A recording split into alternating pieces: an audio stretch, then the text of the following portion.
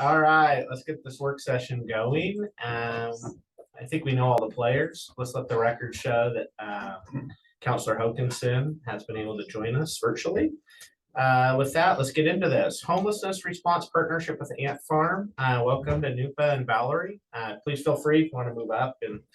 And just so you know, the mics around us, they're for the recording. They don't really amplify. So we're kind of just here with our voices and it's pretty strong. Should be able to capture your voices. And I think everyone's familiar with this, but everyone, please introduce yourselves. So my name is Nupa. I'm the Executive Director of Ant Farm. I'm Valerie Salazar. I'm Director of Houseless and Homelessness. And my name is Evan. I'm the Program Manager of Houseless and Homeless Services. Good to have you, Evan. Thank you guys for joining us. Tyler, do you want to kind of get us kicked off here? Sure, thanks, Mayor. So as you guys know, Ant Farm is an integral partner here in Sandy with a multitude of services. For tonight's purposes, homelessness services. We also have the Interim Chief of Police Lundry here virtually this evening to assist in this work session.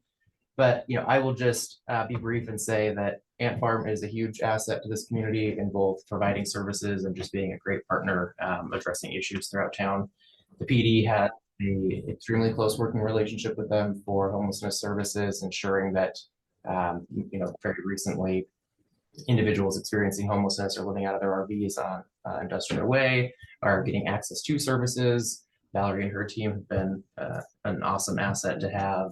I've met with Ant Farm and the police department a handful of times to talk about this partnership, but obviously Interim Chief Lundry is much more involved with the partnership with Ant Farm on a day-to-day level. So I'll kick it over to him to provide any additional information he wants to, and then we'll get this work session started. I don't know where to look. Thank you, Grace, on this. Thank you very much. I appreciate the introduction. First off, I just want to apologize for being virtual. I had a vacation scheduled since the summer, and so I'm coming from you from the beach. So I'm sorry I'm not there. Jeff, could you put the slideshow up there? Absolutely, just 1 minute.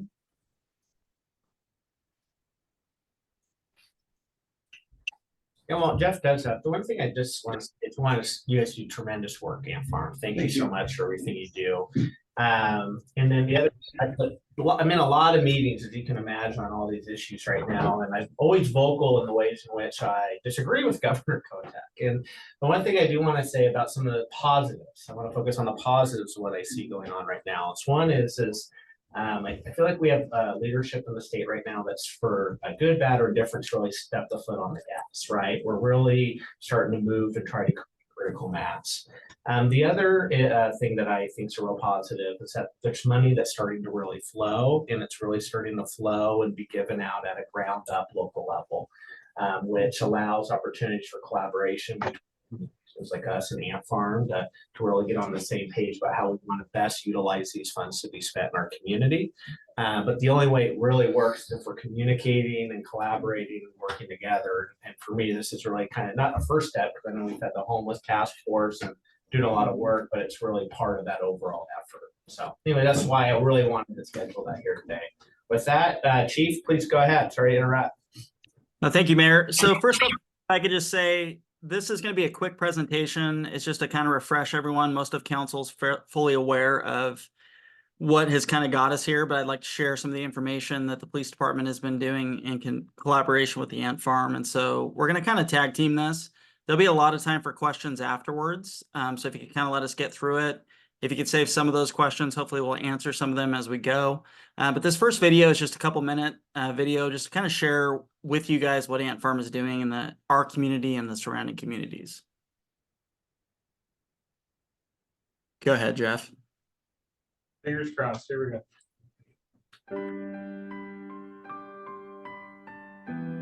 My name is Sherry Reed. I live in Estacada, Oregon. I have 11 acres of land, and I have the Ant Farm come, thank goodness, because they're a very big help. A friend told me, did you know about the Ant Farm? And I went, well, I don't need any ants. And they said, no, it has nothing to do with ants. And I went, well, then what does the Ant Farm do? No, I've never heard of it. Out comes the Ant Farm crew, and I had no idea what to expect. And they got out their lawnmowers and their pruners and their clippers, and the roller skates and they all went different directions, and I mean, they do a good job. They really do. I think they learn one responsibility. I think they learn a work ethic, and I can see that. It builds character, and I think they're better for it, and that will stay with them for life. These kids are like my adopted family. They're very respectful. They're very well-mannered and conversational. And every time they come, there's some kind of an experience. Like Sam had never fed a horse, and they deserve something to drink and something to nibble on and a cold towel. I mean, that's the least I can do for them. When you get something, my motto is give back what you can. When these kids come, they work hard. So if you can help somebody, and that person can help somebody else, and then you can help that somebody else, I think that's what we're here for, to help each other, to get along, to communicate, to enjoy each other's company. But I think the Ant Farm's great. I'm glad it's available for the elderly, because without it, I don't know, you can't hire teenagers anymore, because right here in Estacada where I am, there aren't any. And I don't think the cows are gonna come and eat that grass any faster than I can mow it. So I'm very thankful, very grateful, and I'm very appreciative of what these kids do.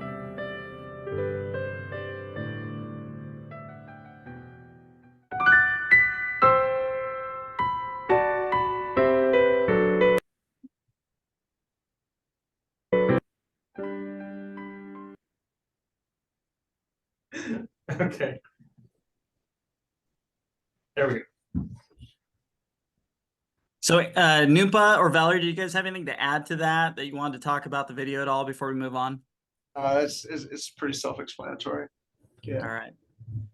So, why the partnerships? All of you familiar with the Martin v. Boise decision? The Ninth Circuit Court ruled, landmark decision, that there could not be a criminalizing of homelessness. Prior to this ruling, cities used ordinances to control a lot of their ordinances through camping. You guys have done significant work on the time, place, and manner updates, so there's not a lot that we need to do with that. I think the big thing to remember is that, it can no longer be criminal. And so even those updates and things that you guys have done with our code, it is only a violation level, even if they're violating those codes. And so that is limiting the police department and their ability to do some of the moving and things that are wanted with that ordinance. So just be aware of that. And then there's a social responsibility. There's been a change in kind of the standards and expectations of our stakeholders and how the police are involved with non-criminal matters. They want to see us branching away from using police as kind of the first responders in non-criminal matters, such as homelessness. There's many underlying causes that lead to this, such as mental health, domestic violence, drug addictions, inadequate support systems, and other reasons. And our community wants to see long-term solutions. So not just the police going call after call after call to homeless issues that we aren't really making any impact. They want to see us actually branching out to people who are trained and have the experience with these people to seek those long-term solutions. The other issue is the limited resource aspect. I don't know if you guys saw the recent report from the U.S. Department of Housing and Urban Development, but Oregon has the second highest population of unsheltered homeless in the nation. And most of them, a lot of them are along the Portland Metro, Lane County, along that I-5 corridor. So this is a big struggle in Oregon. And, we're not the only ones here in Sandy. It's happening in every city in Oregon. There's significant challenges, and there's been significant increase in homelessness over these past few years. COVID-19 didn't do us any favors with people losing housing. And then just with the additional House Bill 110 with increased drug use, lack of accountability, lack of our ability to hold anyone accountable in those areas has created some additional problems and issues for our ability to handle that. And so we had to seek out a partnership. There had to be more than just the police involved with this, because we're just overwhelmed with this across the state. And lastly, I would say that public safety, there's a responsibility of the police department to not only protect the members, but that perception that people feel unsafe when they see people who are in homeless situations with a lot of I think a great example is Mining Park, where we get those calls where they're on the stage. They might have some possessions spread out and things where there's a concern for people's children that that these people are unsafe or maybe engaging in criminal behavior.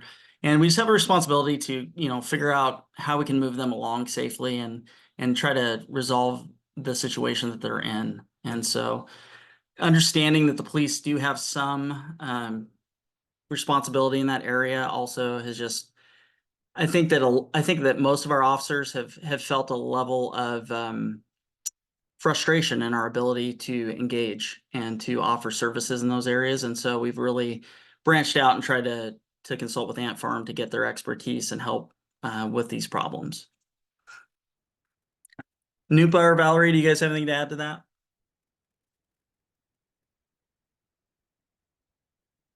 It's common sense really in some ways that, so there's all the backdrop of that. I mean, I do have a lot of things to say, but maybe I should just wait until you get through a couple of these things, because otherwise I'll just be interrupting everything, so. I feel like I'm talking a lot and I'm definitely not the expert in this area. So please jump in if I'm not covering something. Sounds good. So kind of what this led to was the information gathering component. The homeless task force was formed. City Council, Councilor Sheldon, Councilor Smallwood started meeting with certain city representatives, staff, outside cities, outside county, different stakeholders, just to start kind of getting different ideas of what the other cities around us were doing, what the county was doing. In connection with that, there was a social services task force that was kind of going at the same time. There was some overlap with that from membership, providing information and just trying to get a better idea of where we were in Sandy specifically in regards to these issues. And that led to this community listening session. So this community listening session, I'm going to try to recall the dates on that. I think it was in April of 2022, if I remember right. But it was these 3 questions that were asked in that session. And there was various stakeholders, various social service groups within our community that were invited to this community listening session. And it was basically, what overlap is there? How can we support? Where are the gaps? And just how can we fill those gaps as a community? That information that was learned from that meeting it's been an ongoing conversation with Ant Farm and the Sandy Police Department on how we could maybe reach not only the resource resistant individuals that the police department is dealing with frequently, but also those other calls that we're getting from people who have been displaced, people that are couch surfing, youth in particular, who are maybe not homeless in the normal sense, but just not within their own home, or they're living in tents on property, things like that. How can we get Ant Farm involved as the experts in this area?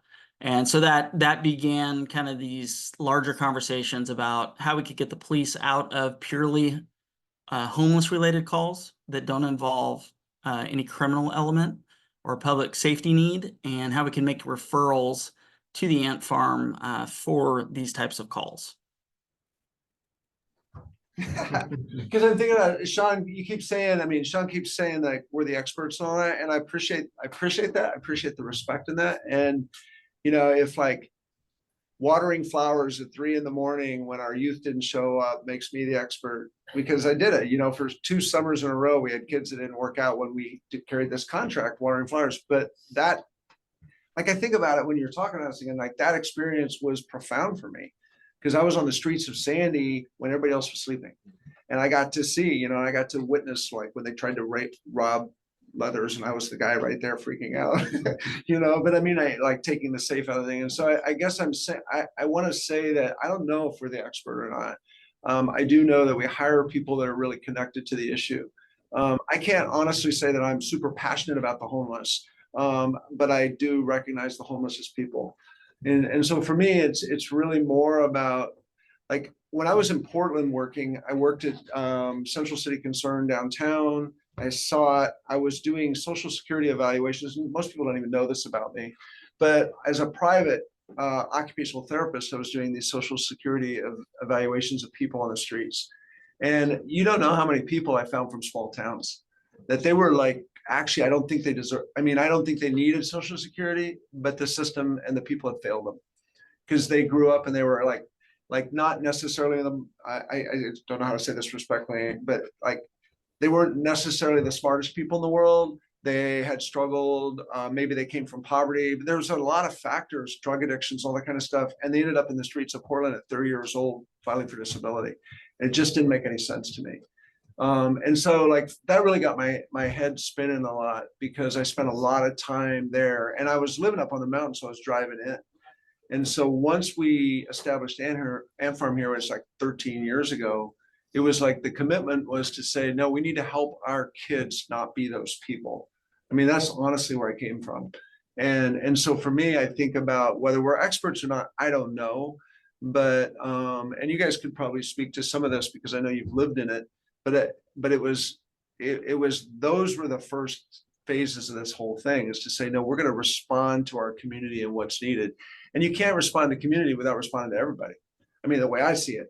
And I know that I was like criticized by a lot of my people and other nonprofits saying you have to be a very focused mission. It can't be this or it can't be that. And that's just not true, because everybody counts and everybody's part of the mix. So I just wanted to kind of speak to that. And the community listening session, the task force working with Maggie, like all of those things were just a part of this whole thing of like figuring out what we need to do. And I feel like the homeless situation is just blown up. It's blown up in such a way now that everybody seems lost and confused. And I know it's complex, but it's also kind of simple. And it's also kind of like you have boundaries and you have clarity and you speak truth and you don't tolerate certain behaviors and you love people. So that's all kind of mixed up in there. So what are you laughing Yeah, about? no, I think that, I mean, I appreciate you saying that. I think what equips us, my team, what equips us to be able to do the work is our lived experience. And if that makes us experts, cool, but it hurt to get here. So I've been homeless with my kids. I've been houseless multiple times. We have team members that have been houseless, that have been in addiction, that have, I mean, there's so many different intersections of this, right? And so coming up, like struggling out of that, we understand the process that it takes. And sometimes it's, I mean, if we're lucky, it's one time, right? It's an interaction, it's a connection, it's being relatable. And a lot of times it's not. It's being there and not giving up on somebody. And maybe they're not ready yet, but it's definitely keeping a container around it, giving boundaries, right? Like, okay, one big thing that came to my mind, and Evan, I'll definitely pass this over to you after I share this. One thing that comes to my mind is a lot of the camp cleanups that we do, a lot of the trash on the ground. Folks are in addiction and they get into this space where they're like super high, right? And then they start to, I call it inventorying their stuff. So they drag things out because they're in a process in the addiction and they forget to put it back. So what we do is a lot of our team will walk up with a trash bag and we're like, put your stuff in there because this is what's drawing attention. Nobody wants their kids around that. Nobody, you know what I'm saying? Like, you don't want us to come and talk to you, or you don't want the officers to come and talk to you, but you can't have this out here like that. And they go, oh, and they get it. There's never pushback. I've never seen it one time. And they start to, I've seen people pull out brooms out of their car and start sweeping the street. And we're like, okay, you know, you guys clean this up. And then like, do you need anything for this? So it's like the concept of coming out of that moment of them being in addiction and understanding there's reason, they're reasonable, right?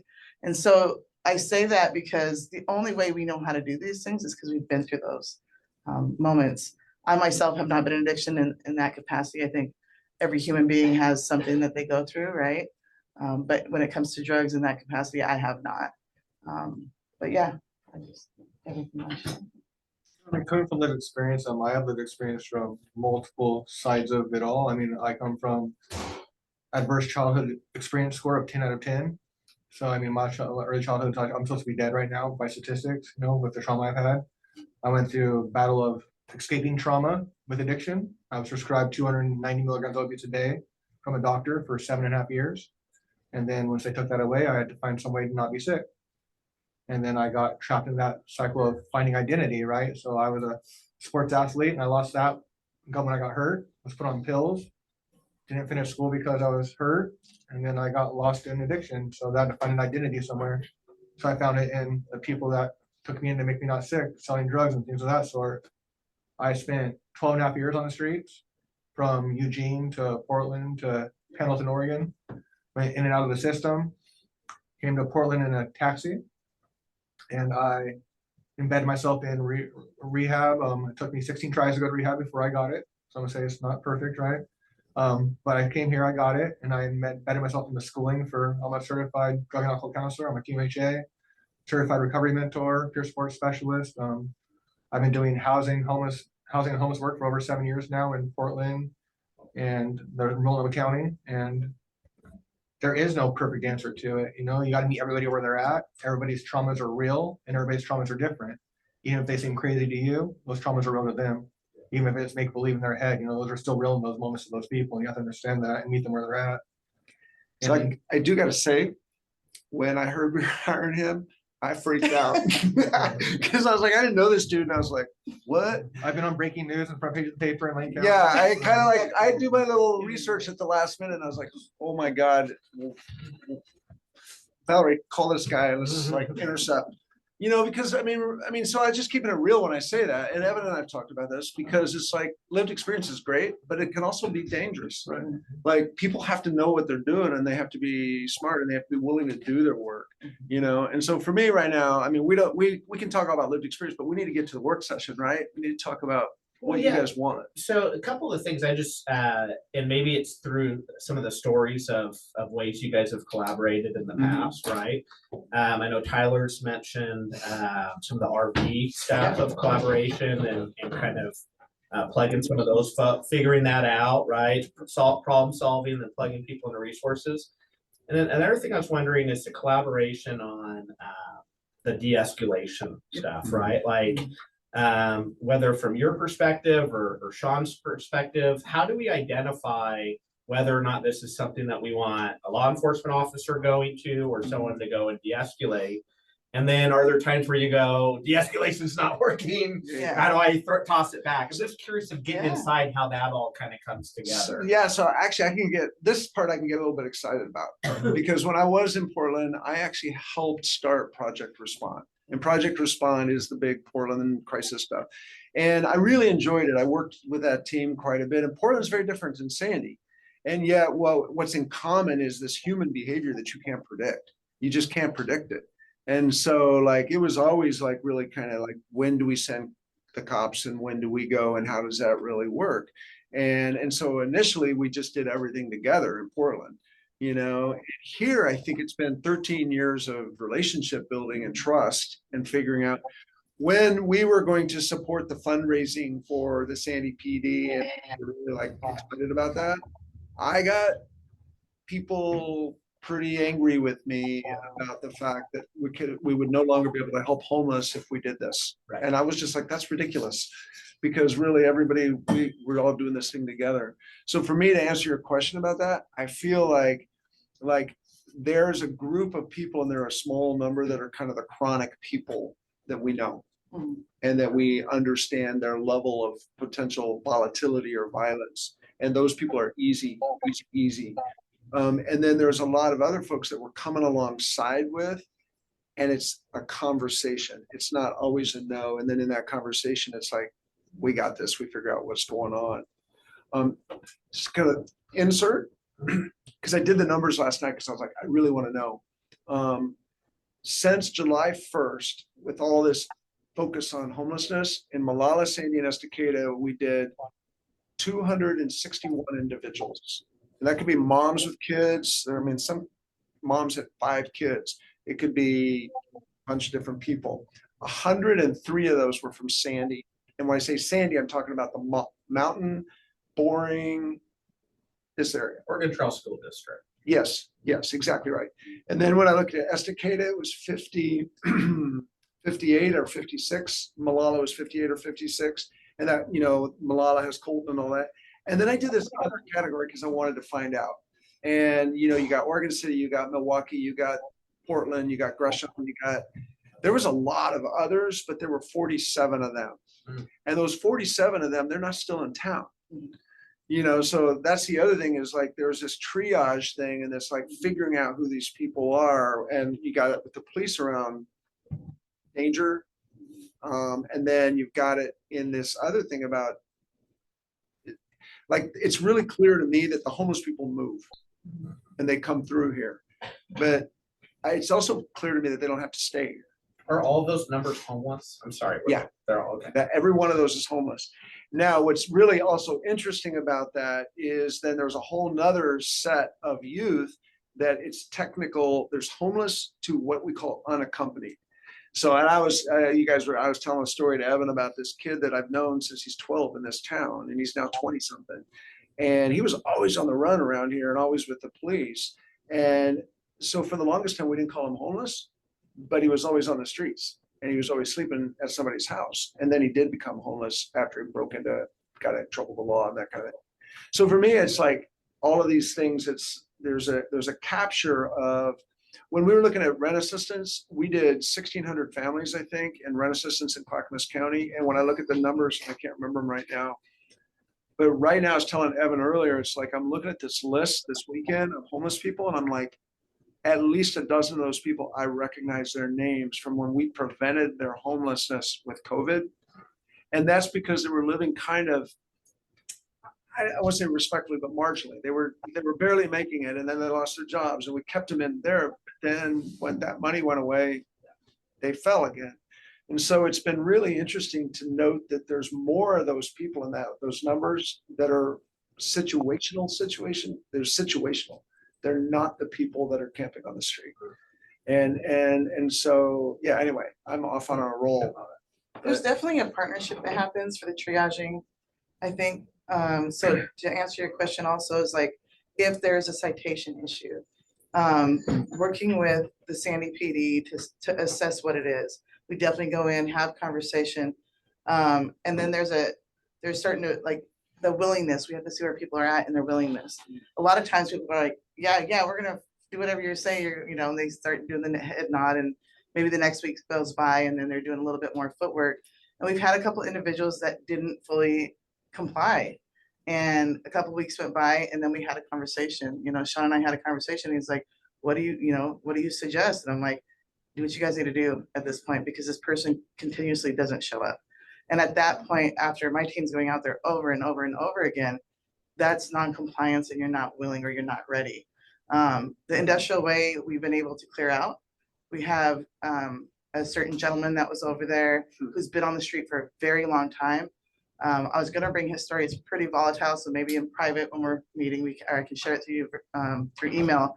And he's willing to share it in front of everybody. I don't know if he's verbally ready, but this individual has been on the streets for a very long time, incarcerated for a number of years, involved in a certain gang, and done horrible things. And he feels shameful about it, but he's been in addiction for so long, where he actually thought that meth was like smoking cigarettes, that he wasn't doing hard drugs. I'm excited to say that he was tired of it, and he promised his dog that he would get them off the streets. And so we hoteled him, and he successfully, we have a hotel agreement. We partner with hotels. We do room checks twice a day. Our team goes out. If you're violating anything that we have in that, like drugs, alcohol, no visitors, we have all these things in place. If they do, they have to take their stuff and go. This individual made it through, which was super exciting. He got a voucher from another organization that we partnered with, and he is now in his own place. The voucher is for 2 years. And so this person He's is happy and really excited. Yeah, and he's in Milwaukee now. And even though he's in Milwaukee, our team still goes all the way out there or connects with him so that it doesn't become, we're after stability and sustainable housing, not just pushing people into places so that they fail in a month. And there's another one though, that was Industrial Way, that we did the almost identical kind of thing, and we had to push and pull for him. And then we finally got him into a campsite. We did all kinds of work for him. We got him to where his hometown was, which might have been Milwaukee. I'm not sure where he's from. And he keeps bouncing out. And so for me, compliance wise, like he's not doing what he needs to do, but we're kind of fire under him at this point, because he needs that. He needs no, you can't just You can't just hang out here. It's not gonna work. He won't talk to me. He only talks to Evan. You know, so for me, like you're gonna see the mix of those people too, but we're seeing a lot more people willing, like what Valerie's saying. But I gotta also compliment you in front of everybody. Valerie came down there and said, no, clean up this crap. Yeah. Like, no, we're not gonna tolerate it. But again, that's another thing is you can do kind of, and I'm all about social service and that's who I am, but it's also, you have to do both. You have to like kind of show the love, but then you have to kick them and say, I mean, I'll say kick them, but you gotta be, Definitely have clear clear boundaries, strong you have to be boundaries. sharp. So. strong boundaries. And the police Yeah. don't need to be involved in all those conversations. And at the same time, sometimes that police officer standing right there is gonna also carry some weight. There's been times where people have just gotten rude and I'm like, I can't. I mean, either we're gonna talk or we're not. We just don't send out any one of our team if there's de-escalation that needs to happen as well. I've been in the field for a very long time. Evan's been in the field, so it's either one of us that go out to take care of that. I also want to say that we know I want to say almost everybody that is houseless in this town. And if we don't, somebody that's houseless pops up and tells us. Our communication and our relationship is so strong that if somebody's from out of town, they kind of tell on them. And then at one point, all of a sudden, houseless folks were telling each other about us, and they all tried to kind of come this way, and we were like, no, we're shutting this down. And as soon as we turned around, we're like, we only serve these areas. Yeah. And we started resourcing them back out, like, we can't support you.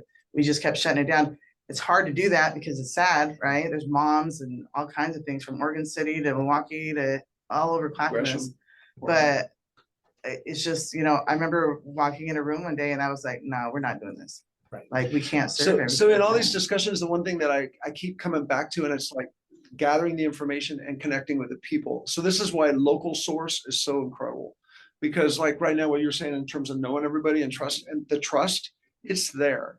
And so from that perspective, it's like I believe other providers can come in and do all that kind of stuff. I really do. But I also understand that if you really want to get a handle on it, we have to, and I'm not really a data person, but I kind of am right now. I'm kind of nerdy that way. It's like, I need to know who these people are. And then if we know who they are, then we know how to strategize or how to work with it. And I think that it's really easy to make an assumption about who people are, but we don't really know. This is a great point. I don't know if you read the article that came out about what Best Western, the gentleman that was there Oh my recently. gosh. I have not. So Oh my our gosh. relationship with the hotel, they were able to share this, like, hey, there's this guy, he really needs help. We've been helping him. And so we have partnership with ODHS. So I, asked one of their people, can you go to Best Western and see if we can get them insurance and food stamps? And they came, Non-verbal person. yeah, nonverbal, totally disabled, hospice is what I was told.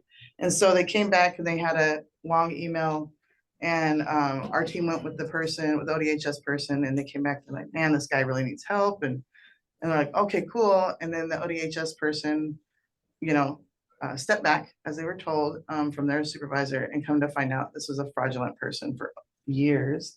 It Big became, case, yeah. yeah, a big case, like, All he- over Oregon. He's been and moving everywhere around, else, staying places. so he doing was this. at the Best Western Faking for, it. since August, Faking it? faking it the entire Not time. complete. Wow. And so using other people's names and social securities and all these things, and he, for a whole, I don't mean to smile, but I was just like, he was really good.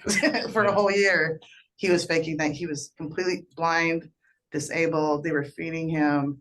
People were really stepping in to support him.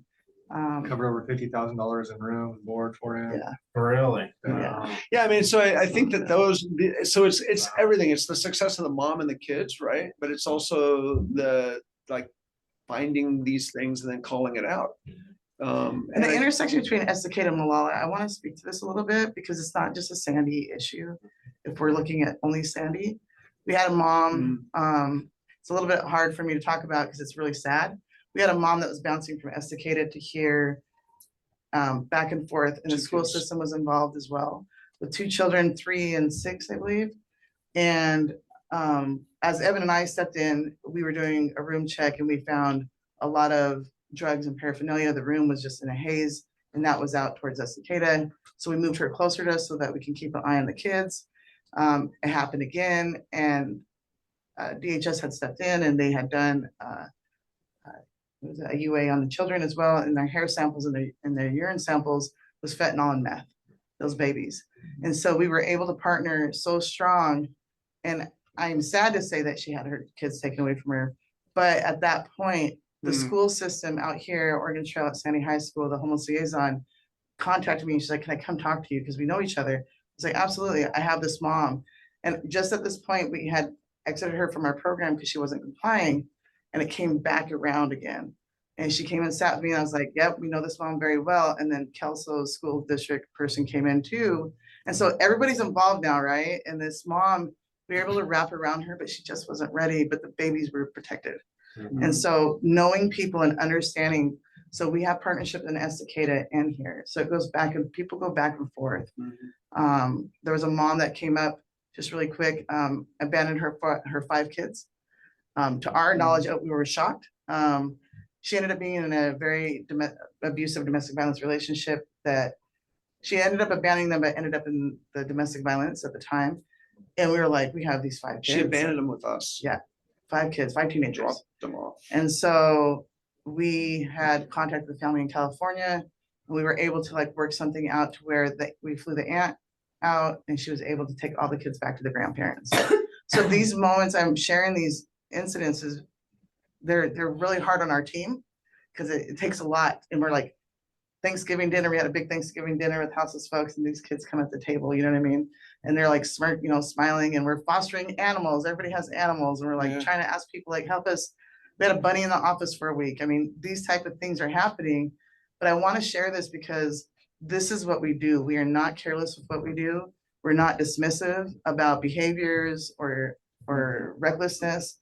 We're communicating with rural areas. So we're not just like with blinders on. We're very intentional about the work that we're doing and the data that we're capturing. Like, there's so much background to people that you don't know, especially with houselessness. So it's really imperative. I think there was something that you had shared. He looked at me one day and he's like, what is happening? He's like, it's like people are hiding out in the rural There's more areas. craziness out here than there is in Portland. Yeah. I'll tell you that. More craziness goes on out here in these rural areas than what I've dealt with in 7 years in Portland, Gresham, all In the that. woods. In the woods, yeah. It's nuts, man. Yeah. Like the stuff you walk into, you're like, you never would expect it. Yeah. Never So know thank you this. for hearing. I mean, I don't mean to carry on. And Sean, just to give it back to you, but I just wanted to share those moments because they're really important to us. too. Kathleen, please jump in here. Well, my question, because I see this, it's definitely a partnership that has the opportunity to really expand what all we can do. The hard part that, and I'll just, my background is, trails and parks and making sure that those are protected, because what I've seen is that when, like the Springwater Trail, there's no interest in connecting Sandy with Springwater and Boring Right. because we don't want to Springwater, Yeah. coming to us. And so once that happens, it's very difficult to kind of take, move on those opportunities that are so cool and groovy to have a regional trail because of those issues. People don't want parks and trails in their backyard or, in their neighborhood or stuff because the first thing they do, even with community campus, they were like, oh, the homeless. And yeah, Stan and I were down there cleaning up, and they I have had been been, too. they had been, you guys ended up going and getting the stuff we couldn't lift this last time. 'Cause all I had was a couple ladies older than me to carry some of the stuff out. But, we have these, and that's, now it's more of a designated park, but even on the Tickle Creek Trail, we've been cleaning up these just horrible dumps that have been there for Yeah. months and months. And so that's where I get frustrated because I feel like, whose job is it to just go patrol? Mhm. And I don't know that that's the cop's job. I kind of feel like that's our parks maintenance. They're out there. They know where these places are. They should kind of go stop in once a week, every 10 days, whatever. I got an answer for you. Okay, well, I mean, and so I think, but it's just making sure the same person who knows where these places are, because when we get rotating, which is what we've had. I mean, I work with the Ant Farm a lot, and we do get a lot of new people going through. So Absolutely. we have to acknowledge that. Yeah. But just having people that know where the usual places are and the usual suspects are, and then, because what I want to see is that they're not able to be out there for 3 months, filling up 2 coolers with a poop. Yeah. That's ridiculous that we haven't been able to, get rid of that sooner, because, then people get really, that's kind of what generates that antipathy. So I really like your idea about, when I do drive by the Industrial Road, Way. the movie theater there. Oh, yeah, yeah. Whatever, Champion Way, and there was somebody out there Thursday night, I think. So, you know, it's kind of like whack-a-mole, they come back, or different people come back, but my interest is like just defining whose job it is to do these, just patrolling. So, Yeah, yeah, so really, I mean, first of all, I want to say it's all of our jobs. And then I'm going to change the subject about Ant Farm. So in Malala, there's been a lot of struggle with the homeless people, and there's a lot of history there. We do walks every single day, and we walk down to the park and we walk back and we pick up trash. That's what we do. And we go out to Ivor Davies. And so our team is to be in the community. So I that's a commitment that we've made. Secondly, when I heard a city council meeting for Malala one day, and I heard a mom testifying about taking her kids to the park, and she was scared, and there was a homeless guy sleeping in the truck, that just broke my heart, because moms should be able to take their kids to the park. So for me, it's like the patrol of all that is that, but then it's also, if we're doing it routinely and regularly, we're going to see people and we're going to know what's going on. Now, this is going to sound strange. At the time that the survey came out for community campus, I was in a warming center in the cafe. So like we've been running warming centers and nobody seems to know it. And so because we never have a fuss, you know, we watch a movie, we eat homemade soup, and we have a waffle and a cup of coffee, and everybody out you go. But I was in the warming center and some guy cracked a joke and said, well, the city doesn't want to hear what we have to say about the park. And I'm like, why not? Let's do it. So we put it up on big screen, and there was 8 homeless people with me, and we did the survey together. And in that survey, there was like jokes about, oh, well, we need to have trees here so we can sit on a bench and drink, right? And I'm like, where's that coming from? Like, what are you guys talking about? It was the most powerful hour and a half doing that 15-minute survey that I think I've had in a shelter, because we had real discussions about the perception of homeless people in parks and what's going on. Now, did it make an impact? I don't know, but we need to have many of those kinds of things going on so people understand, no, to be a good community member, you don't sit on a bench and drink. That's not how it goes. So yeah, the answer is like this, the housing referral line and local and connection, and the neighbors that live down along there, they need to be on speed dial with us, and maybe not the police, because then Evan and his team can be like, all right, let's go, because it's not going to stop. Can I share something really, Kathleen, I appreciate, Yeah. I want to address number one. And then we- just so we know, we have Sean's hand up. as Yeah, well. yeah. Oh, Oh, gosh, sorry. so No, we wanna sorry. hear it. I'll be really quick about this. Because you know, the broader stroke of what we're talking about, of course, is like data, and it's everyone's responsibility and it's community, right? The direct service that we're doing at Ant Farm, though, to answer your question, because there are stuff that there is turnover with direct service, it burns people out, whatnot. Our directors have been committed, and all of our programs are we all talk.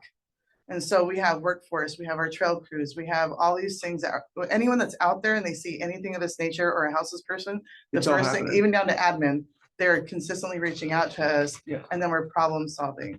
Neil Hatley, who's director over our workforce and our outdoor services, we're in consistent communication. So these things, they will be hit and miss at times, but there's also, like Nico was saying, we have a referral line that you can call. You can share, hey, at this spot, and then we have cleanup crews and we schedule them to go out and take care of them. We had a lady that showed up on our bench in front of the cafe, like just 2 months ago, and I was like, oh, we're not having this.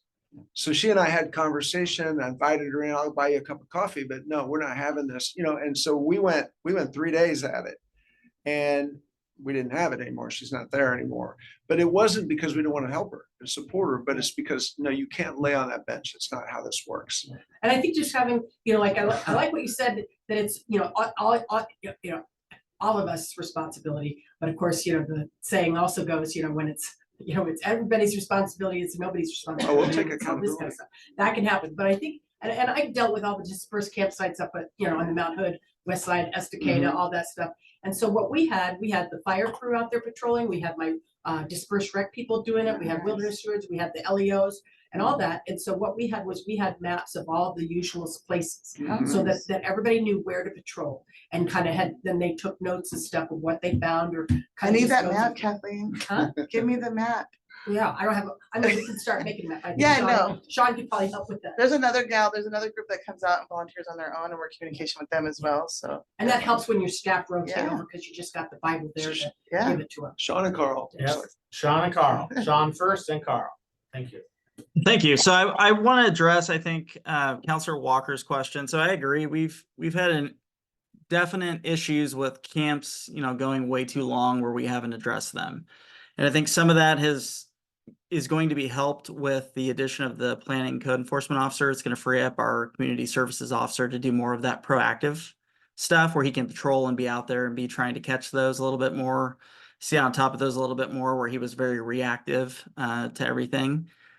The other goal of this housing referral line, though, is that there's a level of accountability and supervision that the police department just hasn't been able to provide, going back to kind of that limited resources area. The goal of this referral line is that any officer, our community services officer, our homeless liaison officer, anyone who comes across a situation described, a camp that needs to be cleaned up, someone that needs help, social service assistance, whatever wraparound services are identified, we can make that referral immediately to the ant farm. And they have acquired at least $1 million or more in grant funding where they've been able to build staff to focus on homeless outreach.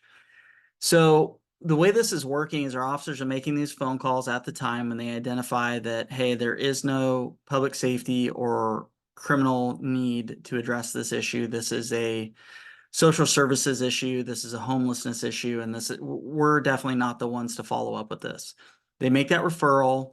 Ant Farm is following up with those. They are being out there. They're holding them accountable. If they're not engaging in services, if they're resource resistant, I'm getting those notifications and we're addressing those with our ordinances. We're addressing those with laws that we have on the books. If these are areas that require a level of firm compassion where we need to kind of work with Ant Farm and work with these people to get them out of their situations, we are doing that. And that has been successful in kind of cleaning up some of these areas that you guys have identified, down there with the RVs, some of these other known campsite areas in the community. These are areas that are getting cleaned up. These are areas that are not sitting for long periods of time like they were before. And so, it is our goal as we do this trial with this housing referral line that we can have Ant Farm kind of be the spear that's going out and addressing these routinely. And then when they need us to have an enforcement mechanism, should that supervision, lead to a point where, hey, there needs to be a different level of accountability, then that's when the police can come in and address it with the other tools that we have. And so I know that there's been a level of frustration in that. And, we've been working hard to try to not only make these referrals, but then work hard to get them cleaned up. So if it's an area that we need to post for 72 hours, we get that posted, we get Ant Farm scheduled, we get their team out there, and we get that cleaned up. So I hope that answers that question. Thank you. Carl.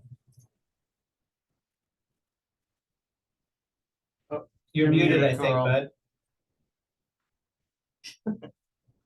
There we go. He's got it. Voice must be echoing through that mountain range. Yeah. Okay, I think you can hear me now.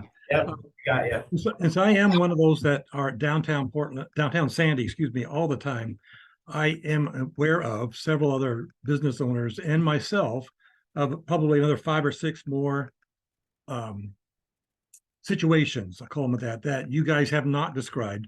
So in my mind, I'm sitting here thinking, what a wide variety of situations with these people that are in our community that need help, struggle with being able to solve their own situational problems, and at the same time creating social issues with the business people, with the different kinds of folks that are watching all this. So how do we do this in a way that we can help these folks and do it in a way that's not negative? For example, we got somebody living in a car behind the white buildings. We've been trying for easily a month to get that person out of there, but they have figured out how to be able to escape the police and the code enforcement folks. But in the meantime, they're pooping in the back of some of our white buildings. What a negative thing to do, but certainly we need to solve that. So to me, I see the business community thinking this is getting to be kind of a negative situation for Sandy. And so what we want is them to disappear, which is not a good solution. Your referral line makes a lot of sense to me, but I don't know that people are aware of it or how to communicate well. Thank you, Carl. Consider, You better yeah. call me. You better call me if you see somebody. I don't know which screen to look at. This one. I'm just teasing. What Yeah, are the call white me buildings? What's he talking about? behind the, is it behind the? Do you know? Behind the white buildings, if you know where the, let's see, where the, Oh, yeah. the yoga Celtic building is. I'm aware of that building. We've had people Two Yeah. Brothers Yeah. Restaurant. behind there, camping in the, trail that goes down to Tupper, right? Yeah. Yeah, there is. So we are engaging those individuals. Another thing that, so really quick partnership, we are still building partnerships. So all of us in here in this room right now, that's why we're here. I think Carl, okay, a business, let me make my point though. My point is that the business community, at least the folks that I'm interacting with, don't know what to do. They call me, they get frustrated. I have a glass of wine with them at one of the bars and they complain about how we can't seem to get rid of the folks that continually come in. They're camping in our garbage. They're camping in our parking spaces. They throw up in places where we don't want them to. It just seems like there is a lot of need, but maybe not as much communication. So that's my point. if you could get them together, I'll come talk to them. Absolutely. But you know, the other thing about that I want to say is that we've been careful with this referral line to give it only to officers right now because we didn't want chaos. We wanted to be really clear and mindful about what we're doing. So you're right on, Carl, and it's like that is the kind of conversation that we need to have in a deeper way. Especially if you're connected to businesses. Like I said, I didn't want that lady sleeping out in front of our business either. You know, so it's really about talking about it. Yeah, it took us a week and a half to get rid of the guy that was camping in our garbage. It just seemed like every time we kicked him out, it seemed like another day or so later, they'd be back in there again. It's kind of frustrating. And we let them use the bathroom, but you know, when they gotta go, they gotta go. And when they eat, they throw trash around and scared the daylights out of me. I was throwing my garbage into the dumpster there and I found a light person. It's not something that we would be, we want to be negative about, but you just can't have some of this kind of stuff happening. And it's terrible about them being in that situation too. I mean, you're right on, and we would agree with you. I think the key thing is that just moving them or kicking them out isn't really going to solve anything because they're going to circle back around, and then they're going to go to this person, and so the business down the street is going to be like, oh, that extra dude, you know. So for us, it's like about the capture is like figuring out who the person is. There was this like the Mount Hood Farmers Market, like. Man, we had so many people drawn in there like that we were dealing with ourselves in the market, and we weren't even being referred. So 100% understood. Yeah. I think it's more conversation. Yeah, so. Tell me how to communicate with you guys. If you want to meet with the folks that I talked to, or if you're going to give us a chance to get to that referral line, give us a chance to figure it out.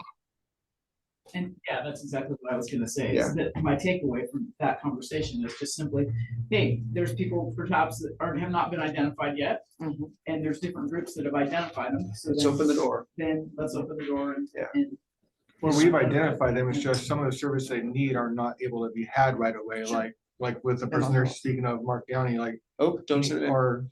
Or gentlemen who needs some agent and disability help, you know, like those are lots of hoops to jump through and stuff to get those needs met.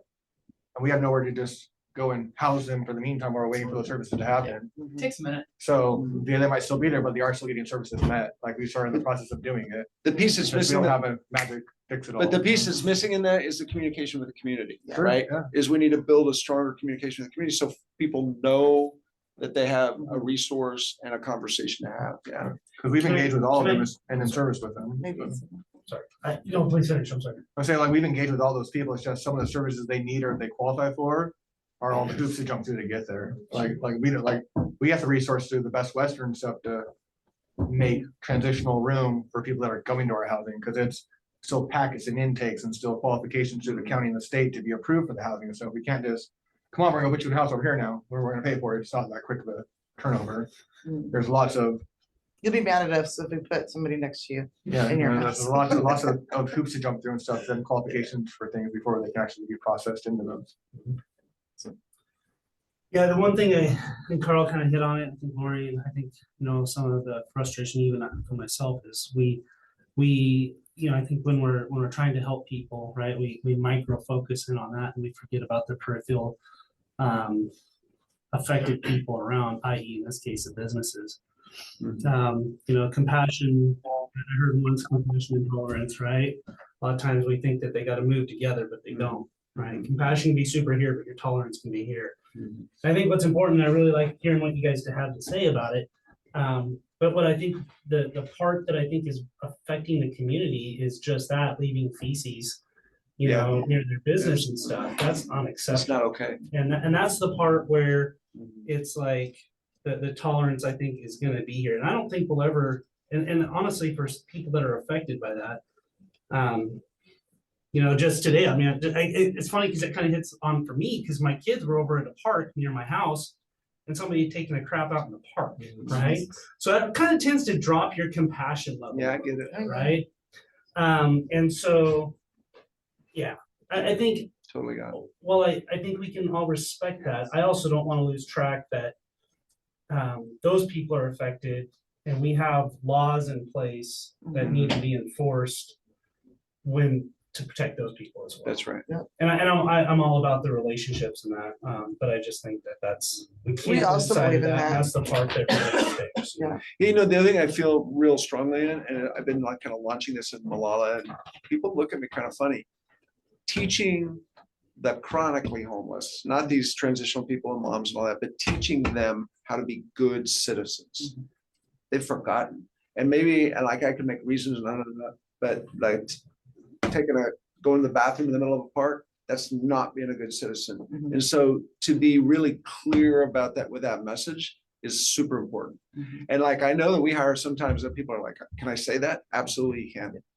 And so to me, that's the other thing is like, it's a lot of work to teach people how to be assertive and clear and hold that boundary and still love them. And the work that we're doing is not saying that we have all the answers and that we're the end all and be all, because we're not. That's where they're. We are just here tonight, especially to just like, let's partner, let's talk about it more. I think there should be another meeting. I don't know what y'all think about the other, like we had one homeless meeting with the community. I think that needs to strike up again. And I think more of us aligned together and being able to have more conversation and educate. And then also like, yeah, if someone's breaking the law in such a foul way, then we're not trying to stop that. There's no babying that at all. We do have life skills coaches though. And those people step in and they're like, hey, like what's going on in your hygiene? And we have a standard when we're working with people like, no, you can't leave a mess all over your floor. Your room has to be decent. What do you need? A tote? Is that what you need? Like you can't have raggedy tarps everywhere. That doesn't work. Do you need a new tarp or something that's presentable to keep your stuff? Like, how are you going to tote all that? Because they're dragging things around. So yeah, I just really want to share that right now because I want everyone to like us, right? I have this pressure on me right now where I want to share it and also to the community, whoever's watching is like, we are not the end all and be all of this. And we are not trying to protect someone defecating in the park. What we're trying to do is just offer support. I have Sean's hand up. One thing I'll tell you though, if no one's mad at you, that means you're not doing anything. Thank you so much. You know. Oh, I'm sure we I'm sure there's someone mad. Oh, yeah. Oh, yeah. Yeah, Sean. Well, I have three quick things, and then I know that we need to get moving so that we can get to the end of this for you guys. But the first thing I'll say is the Best Western hotel rooms that keep getting brought up. I know that council hears a lot of bad, negative stuff about those, and I want to let you know there's a state organization called Project Access that actually runs a similar thing where they provide this transitional housing and hotel rooms for different people under the Oregon Health Plan. And Best Western, I think, has 3 or 4 of those that Project Access runs. There's no oversight in those rooms. And so those are usually the rooms where we have the problems. Those are the ones where people are staying for long periods of time. There's no supervision. So they're bringing in whoever they want into those rooms. And that's where things get out of hand. So we have been working with management there at the Best Western to try to get them to stop doing that with Project Access, but there's been limited success with that. As far as the ant farm ones that are being managed, those are being managed very effectively. And when there are problems, we are getting those taken care of and getting them out of there. So that's the first thing I did want to bring up, because I know council has been hearing some of that.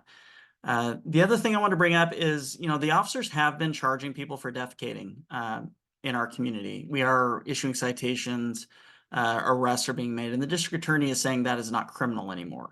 So, I mean, it's not that we are trying to utilize the disorderly conduct laws, but we're finding that there's some sympathy or empathy, or however you want to show it there, with the district attorneys, where they're saying, hey, this isn't criminal behavior. This isn't something that we're going to prosecute. So I just want you guys to be aware of that. It's not that we're not trying to address some of those issues. It's just that they're not criminal at this point. We're not getting a lot of success in getting those prosecuted. So the officers who are spending time on those cases, aren't getting anywhere with those reports and with the time spent on those issues. Completely agree, it's unacceptable behavior, but we may need to exclude those folks from parks. I'm sorry, I didn't catch that. Are you able to exclude those folks from parks when they get? If it's in a park, absolutely, we can do that. But, private business, Leathers in particular comes up. A gentleman had defecated in Leathers in the gas station there, and we had tried to prosecute them, and it was determined that that was not criminal behavior. So, I mean, these are legitimate challenges that the law says, hey, you can do this, and then we're having prosecutorial discretion that's saying, no, that's not criminal, and we're not going to prosecute it. So I think that these relationships continue to need to be built. There needs to be new avenues of how we address a lot of these things for long-term solutions, because the way that we've always addressed these problems is not working for us. And I know the answer, but I'm just gonna clarify for my own anger and frustration right now. So it's the Clackamas County DA we're talking about, obviously. Those are the declinations that we've received, yes, on those cases. That would be really helpful sometimes to be tossed up the line a little bit, because I'll definitely be making a phone call. And they can't be trespassed from the business? They absolutely can be, but again, that's a piece of paper that says if you return, you can be arrested. So, I mean, yes, we can do that, but does that fully address the matter? I mean, someone has to clean up, that biohazard that's been left on their property or in their park or on that trail. And it's a perception that, yes, it's out of control. There's these issues behind businesses and things like that. So yes, they can be, but they'll go to the neighboring business, and then the neighboring business, and the neighboring business, and that will continue. So our ultimate goal is to try to stop that behavior. We don't want the recidivism. We're trying to find different ways to connect them with the service that'll get them out of that situation, so that we don't have that continued unwanted behavior in our community. Yeah, I just had two questions. A real quick question for Sean is are those declinations based on case law, or is that just the DA discretion? I'll need to review them specifically, Counselor Sheldon, to give you that information on what reasoning they're providing. I just know that they've happened. And then the second thing is, it's just a statement, so it doesn't need to answer it. Even if we're moving a problem like to the next place, I would, you're still addressing the issue, because then you can address it at the next place. That's And true. unfortunately, I realize that's what it takes. No, that's true. But I think that's better than turning a blind eye to it and just 100%. letting it affect a singular person, right? When we can connect as a community like that in that manner, maybe that's an idea to get it behind too as well. Agreed. And I 100% agree. I just want to know, I guess it's more about an educational thing, in that the more that we're addressing homeless issues, the less that we're able to address the other issues in the community, criminal interdiction issues, traffic enforcement, education. If we're constantly providing resources to the same person over and over and over and over again with the same results, that is taking us out of our community to do the other things that our stakeholders expect us to do. And so, there is a give and take. And so if the focus is this, 100% I agree. But we just need to understand that there's going to be other areas that we're not going to meet those needs if we're focused on this one issue. Considering your rooms are managed so much better, do you have, I guess, additional clients that you would be sending that direction, but there's a lack of availability?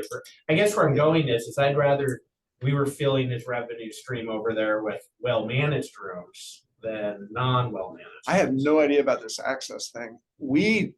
I don't know if we didn't really stumble upon it, but I mean, I think Sandy PD called us during,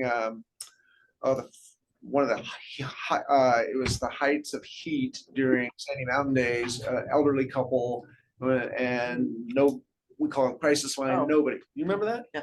So we ended up getting them in a motel. Well, then Valerie and I started figuring this out. It's like, if we can monitor, again, it's relationship, meet the motel people, let them know we're 100% on call and we will be there in a heartbeat. And now since Evan's been, they're doing these room checks.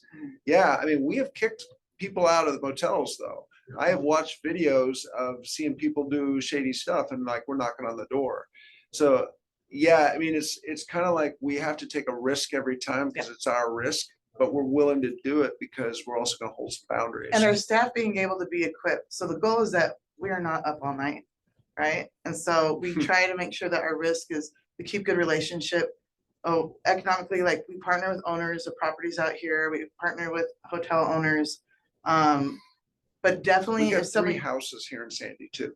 if someone cannot meet the expectations of our hotel agreement, then we don't do it because there's so much risk, right?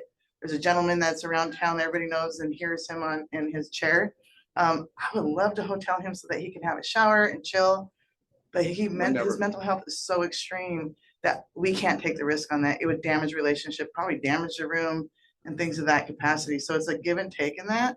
I do have an idea though, so I'll tell you guys later. So I want to say one other thing about the defecation thing. So that's one item. But then, and it's like, yes, we don't want to focus on one item, but there's 20 of them. So in those 20 of them, we focus on all of them as appropriate community behavior. And then like, I have no problem if I know who that dude is or dudette or whoever they are, I'm gonna go talk to them. Yeah, we're So, talking like- about using like- bathroom. And we wanted to teach our people to do that. So if any community member is uncomfortable, yeah, let's give them the telephone number, let them call us and we will do it. But those conversations have to happen. That's the thing that doesn't happen. I have not heard this to this extent. So thank Me you for neither. everybody. This is for good. bringing- So we're getting a little long on time. How can we be a better partner to you? Good question. So here's a long-term thing, and I don't even know, so this money, the money that the county's doing, and so I know that they've met with Tyler, I mean, and 2 particular people, Adam and Vahid, that I trust and have good relations with, and I feel like they're very open and committed to good service. One of the things is we have now been awarded more money to actually build a resource center. In this resource center, where I love it. I hate the way they're doing it because they're saying, I love the community first, but we're not gonna be able to see a penny of that money until everybody's on the same page. And I love that. I think that's actually the correct way to go. And so in that, it's about purchasing a building. Like, so I've looked in town, I'm looking out of town, I'm looking at like all those kinds of things. And it's also, it can't be a build them and they will come thing. It's gotta be what we do. And so when I think about resource center, I think about youth and families. The other thing that I'm putting pressure on our people, we can't forget any of the youth in the flurry about this stuff. We cannot forget that. We have to hold strong that. And it's not just even the homeless or the unaccompanied youth, it's all these kids. And so we're really having to like buckle down right now because these issues, they demand so much attention that if we just give all the attention there, then we're not here. So I think the understanding and the conversation is what we need from the city right now. So we could just keep talking. And I want to say I'm available. Like if any issue comes up and it's even like Sandy just did that or Sandy just did this or AmFarm did this, talk to us about it. And we will help problem solve and figure it out. I would ask for another meeting for the houseless meeting. Yeah, well, we heard that, and I think absolutely, let's schedule that. We talked And about that too. yeah. And then the issues as they come up in your minds, like it'd be really good to always know them because then we can be a part of the problem solving. Well, I think that's the message. There's like no surprises on either side, right? Like, let's Absolutely. keep the communication going. I want you to know that, I personally really recognize what's going on, opportunity we have and stuff, some of the funding and things going on. Hope you've seen recently a little bit more of me leaning in on this.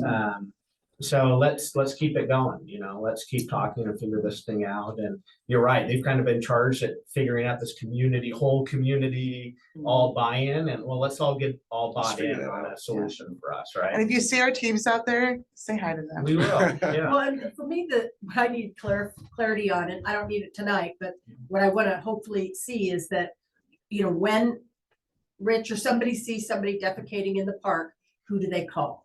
And if I'll give you it's- my cell phone right now, man. Well, and you don't want to be overwhelmed with all the phone calls and stuff like that. Well, I I've been mean, doing it all you my can life, take Rich's Kathleen. call, certainly, but I mean, that's what I want to see clarity is on, is, you know, if you're a business owner or if you're a resident or whatever, because I've had residents call and they said that, you know, that nothing was done about it. Now, I don't know that that's true or not. I can't speak to that, but that's kind of like, who are you gonna call and what are they supposed to do? And how does this communication of, if they're calling the non-emergency number, how is that getting to you? And, or to the, you know, to the people that need to be in. Good feedback, good thought in this for us, yeah. What's that? So to speak to that too, definitely call the police and then we will address those things that we can address and we will definitely make those referrals as well. So you'll get both sides of it addressing that issue. Having documentation of how all that's working is gonna be really helping all of us know what's working and what's not. Yeah. Absolutely. We also have an evening crew that's out, and they go and do outreach and connect with people. So if someone really has to use a restroom or do something of that nature, it'll kind of help some of that too, but. We're running a I think- Narcotics Anonymous meeting at AmFarm one night a week as well. So we're like trying to build in these things that are of the community though, not. And Sean, I think having a map of all the kind of the known spots around town would be really helpful for everybody. And then, I can help that with that. and then Rich, you had a couple questions on one of these slides. No, I just was wondering, so there's a slide in here I was looking forward to hearing the current and future challenges. I was just wondering if we could, I'd be curious to hear more about that and the thoughts behind them. Throw that up there? Yeah, yes. Yeah, I was like.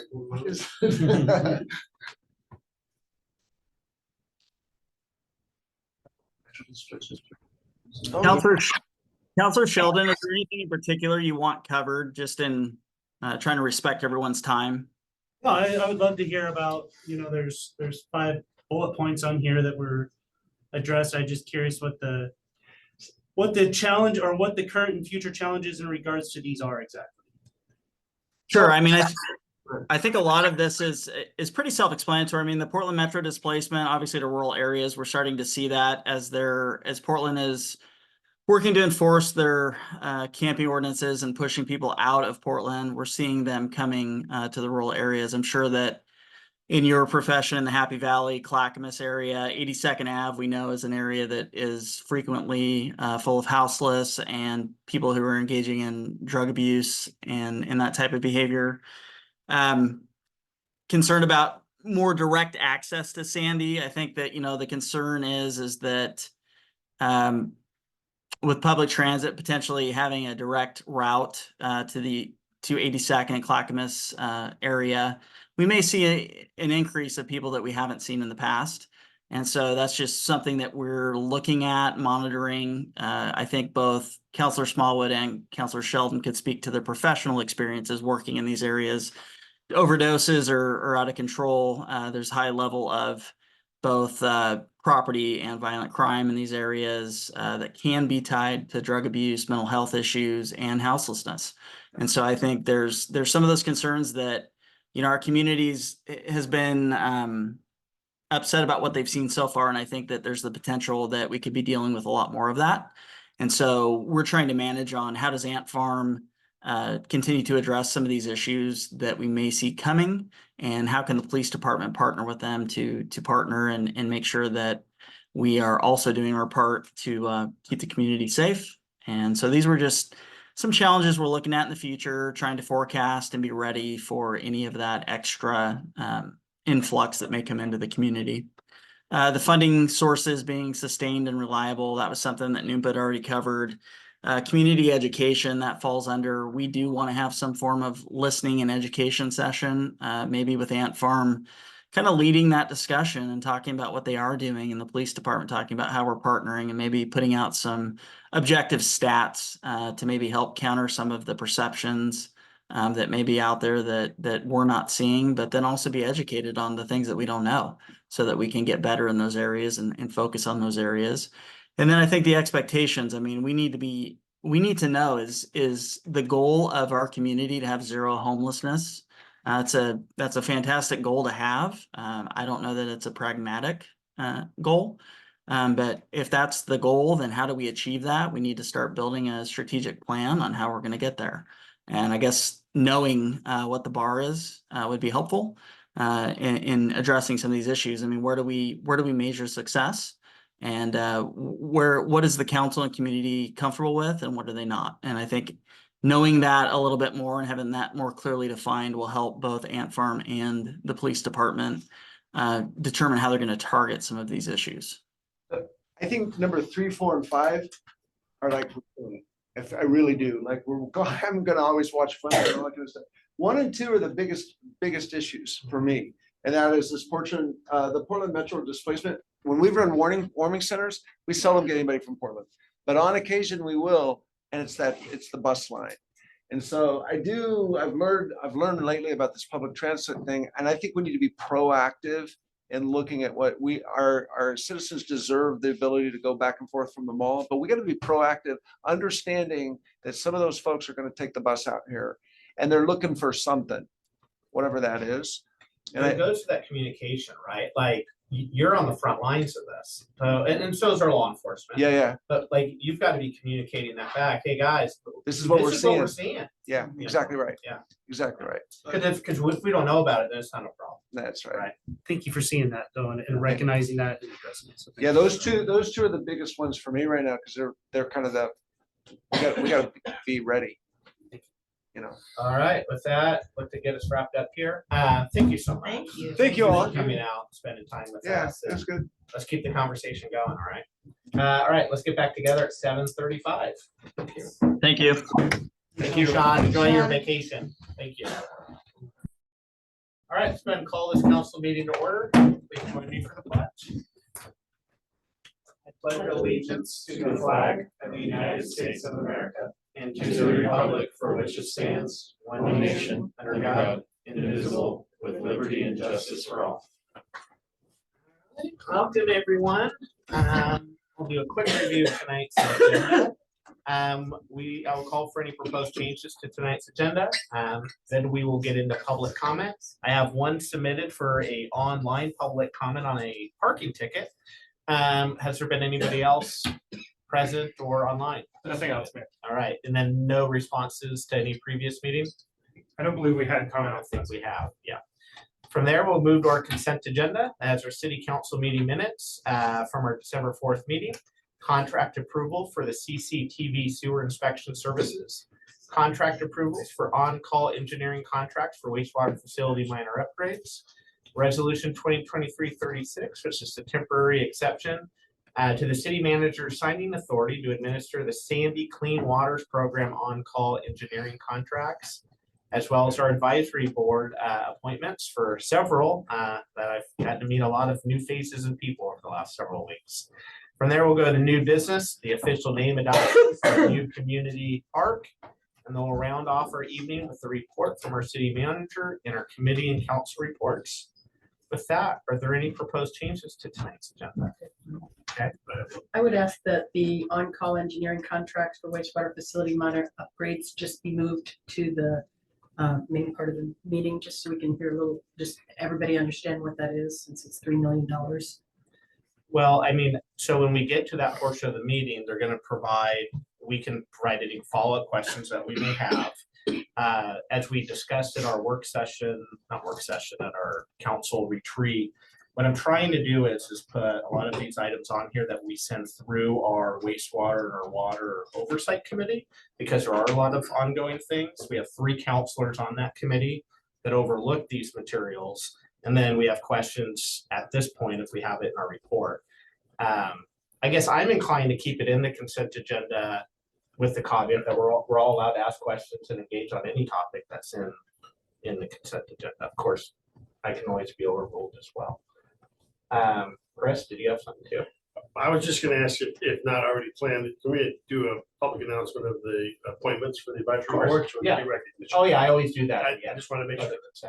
Yep. I think for me, the reason I say that is because, I love that we've got, 3 folks here to make a presentation about naming the park, which is important.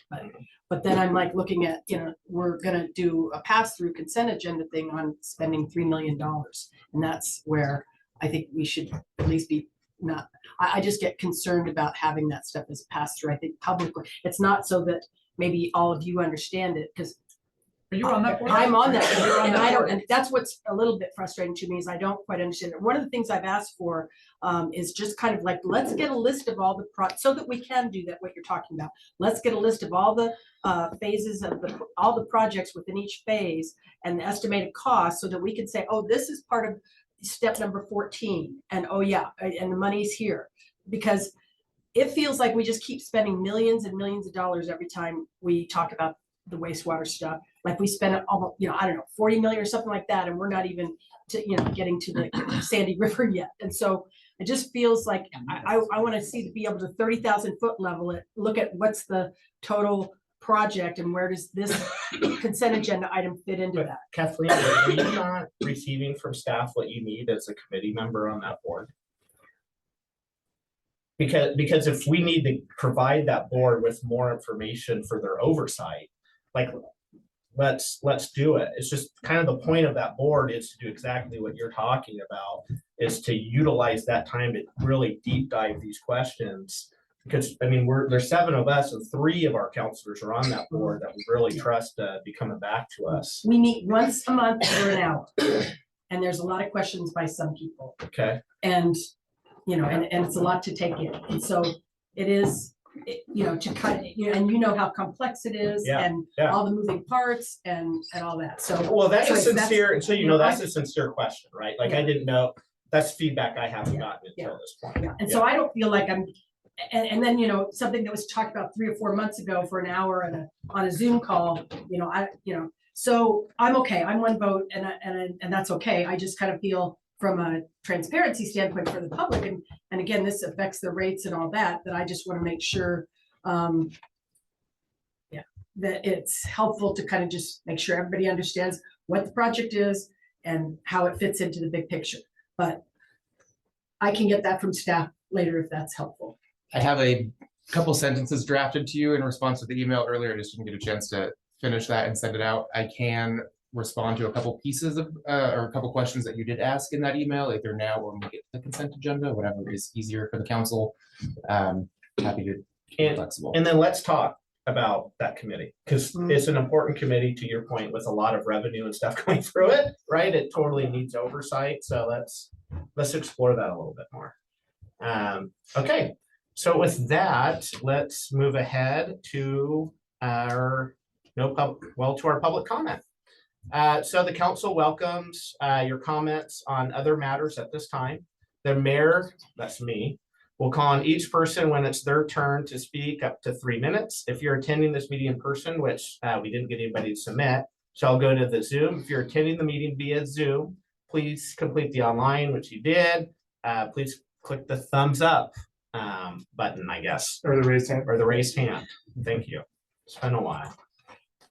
Hey, Mayor, so I'll just take a look at Zoom, to see if any hands are raised.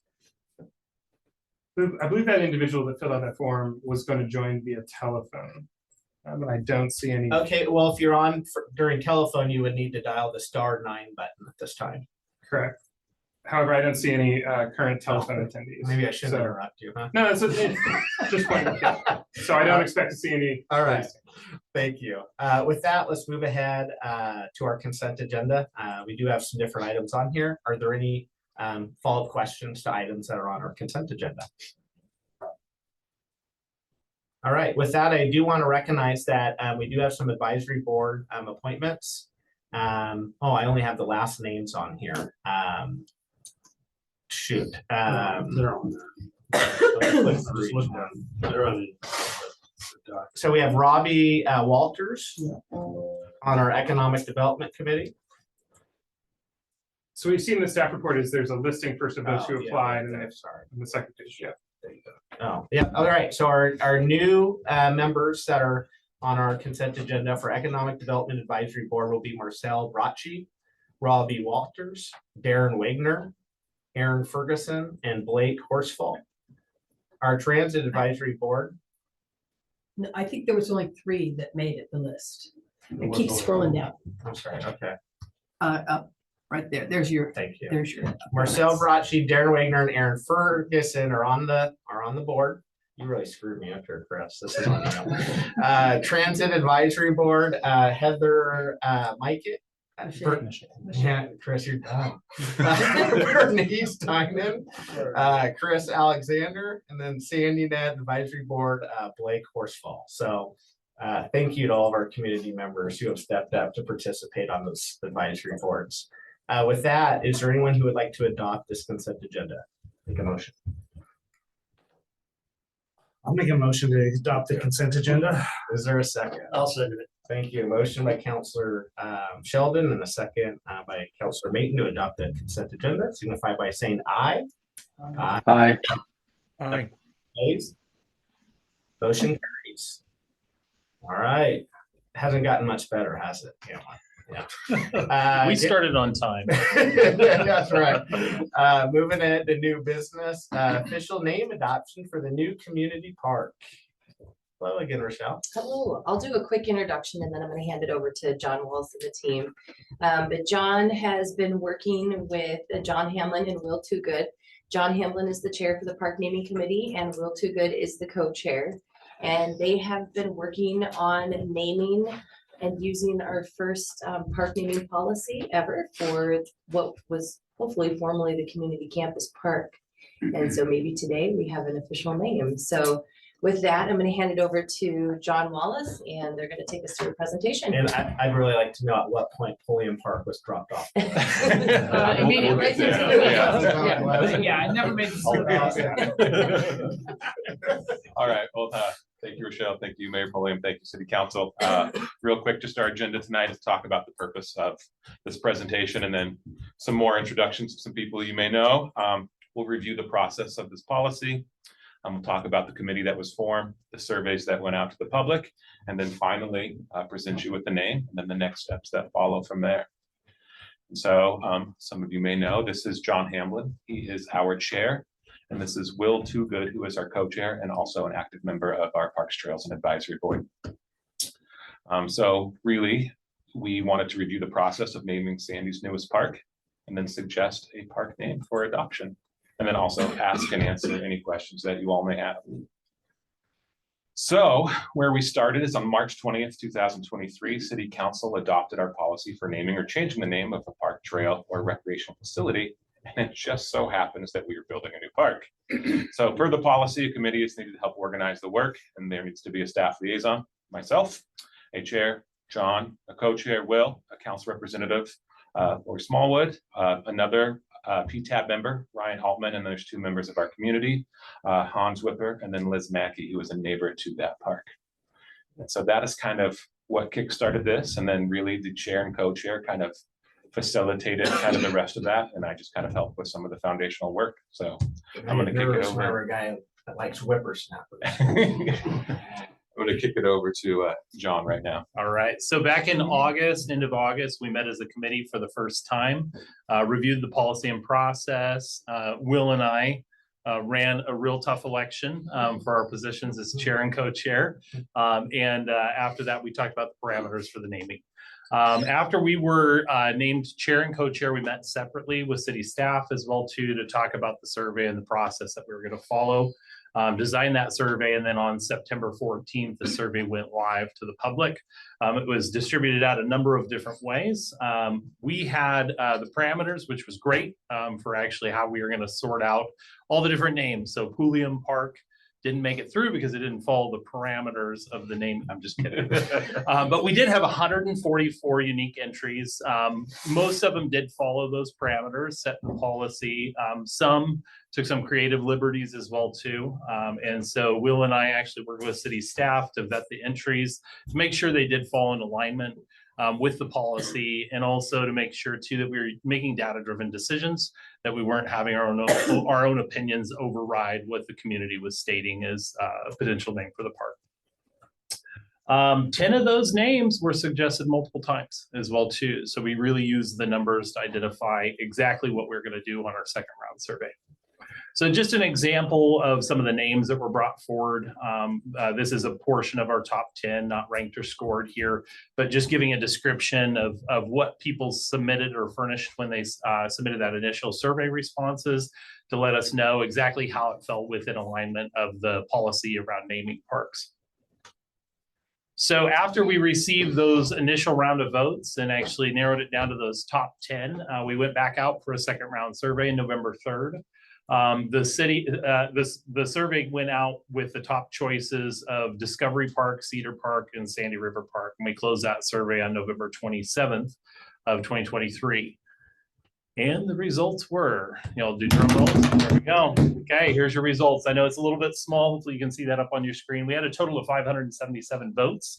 And the top earning name was Cedar Park, 49.22% of the vote, 284 votes on Cedar Park.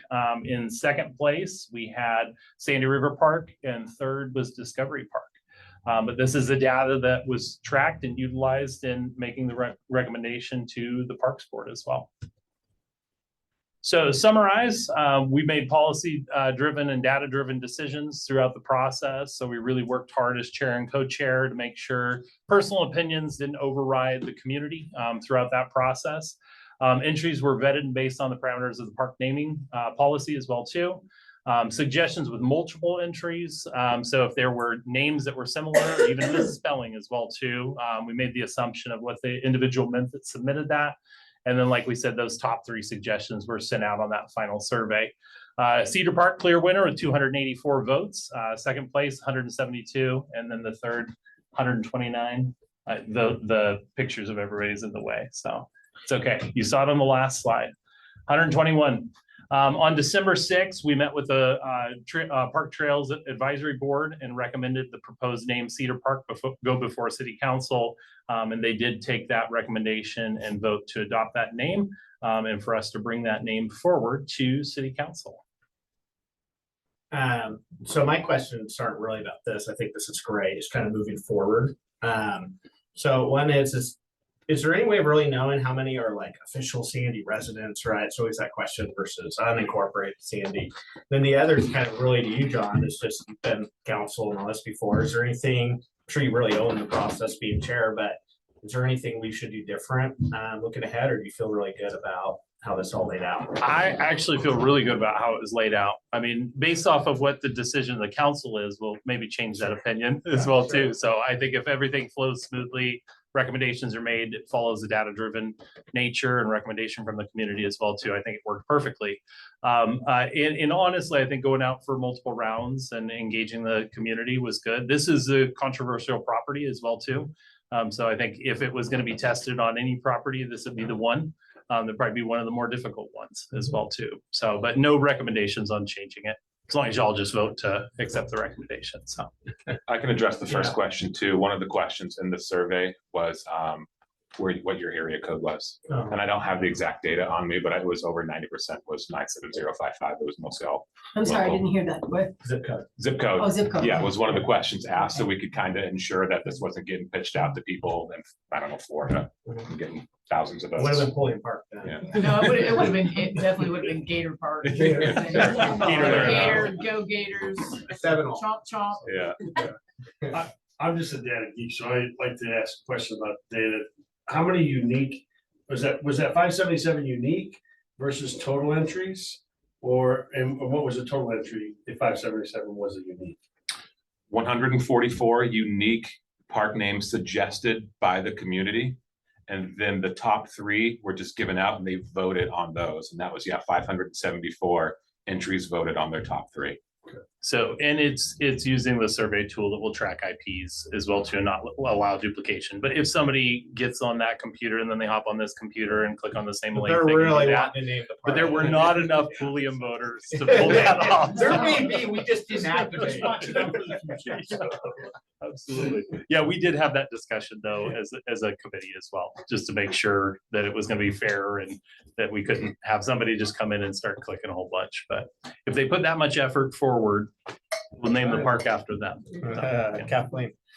Was there any rationale for dropping Ridge out of Cedar Park, you know, not having it be Cedar Ridge? Was Cedar Park preferred? And by the way, there's already a Cedar Park in Wilsonville and a Cedar Ridge Park in, I think, Vernonia. And do you see that being a problem at all with, you know, sometimes I would run into the problems with the state water systems and stuff with, you know, Lost Creek campgrounds or different campgrounds that I had where we had more than one name in the state. So I think one of the conversations that we did have as a committee with Cedar Park versus Cedar Ridge Park is there's a Cedar Ridge Middle School that's in a totally different location. If it was still sitting on that property, maybe it would make a little bit more sense, but the confusion was part of the conversation we had as a discussion as a committee as well. And just thought if the middle school wouldn't have moved, it'd probably make a little bit more sense, but there is some separation now between those spaces that'd be a little more confusing. But I think officially from a geographic standpoint, I think that still is a ridge in that area. So, yeah. Then go the Cedar Park on the ridge. That's what they can call it. All right, is there a motion to adopt the name? Can I read my next? I actually have or do you take over from there? I was just gonna add. I'm just gonna plant the seed and somebody can go, Yeah, I'll take that motion. I was just gonna add Cedar Ridge Park was also one of the names, but Cedar Park was the one that ultimately won out, Yeah. so. Well, I won't take the motion. Go for it, Chris. Oh, I just turned my page. I'll be right back. There's some handlers screwing up. Here, you want it? Oh, here it is. I have nothing I'm in control of Mayor, there. I have I move water. that we adopt Cedar Park as the official name of Sandy's newest park. All right, is there a second? I'll second it. Lori, No, you're good. You're good. Motion by Counselor Maton, second by Counselor Walker. All those in favor signify by saying aye. Aye. Against, nay. Motion carries. Cedar Park. Hey, thank you guys. Really appreciate you volunteering and doing this. Thanks both. All right. And thanks for taking time out of your evening to come make this Yeah. presentation too. So. You know, it's all like good nature now, but you name it something bad, you're on the line. All we did was vetted the community suggestions. Yeah. So nobody took any liberties. Awesome. Thank you very much. Thanks, you guys. Take care. Yeah, what's the plan? Yeah. Let's go ahead and move ahead. Report from our, hey, thank you. Report from our city manager. Thank you, Mayor. Brief report from me this evening. Wanted to give a quick shout out to the Merry Makeover Challenge, as well as the stocking stroll that happened last week. We had over 550 attendees that at least came by city building. I don't know how many there were in total, but a very large turnout. It's great. You overwhelmed our Main Street business owners. Yeah. Seriously. As we walked around, they were overwhelmed. I had forgotten that it was that day, so I'm like, why are there so many people out when I left? Traffic left City Hall? It wasn't raining. It wasn't raining. The weather helped out. Yeah. And then voting for those businesses is open from now until December 24th. So if you want to participate in the voting for those, welcome to do so online. Under that same Winterfest umbrella, we also have the Shore State Parkway coming up this Thursday at 6 p.m. Manning Park, 6 to 7:30, I believe it is. Hopefully no rain on Thursday as well, but I'll miss it. we aren't too sure about that yet. You guys have a shelter. You got one of Yeah, those we'll be fine. spots. We'll be fine. Might be chilly. Wear a jacket if you're planning on coming. And then last but certainly not least, police chief recruitment. So we have 3 finalists in that recruitment. We just received the bios from the recruiting firm today. So we'll have a press release with those bios going up here shortly. We'll loop in the Sandy Post to also publicize those 3 finalists. We will do a community reception the evening of January 3rd. It's a Wednesday. I believe that's at the library community room. I'll send all this in an email just to make sure everyone's on the same page. And then we will hold interviews Thursday, January 4th. So that process is rounding the corner, coming to an end. Let's just let's think about where things may have gone wrong with our communication on the city manager search, if at all, and how we can enhance it and make it better. You As know? far as attendance from the public. Yeah, and I think what or it the kind of, outcome. I think kind of what it was, is, and I could totally be wrong with this, it doesn't matter, is, I think we probably assumed that they were doing a much larger job promoting it than maybe they did, right? We just need to make sure that we can get more people there. If we can, people Yeah. don't show up, they don't show up. Absolutely. So, Duly noted. cool. Thank you. All right, thank you. All right, Carl, out in the sky. Dawn? Don is, okay, oh, Don's there too. Don. you get to I'll let go. Don go. Don's the first anyway. Yes, hey, sir. Thanks.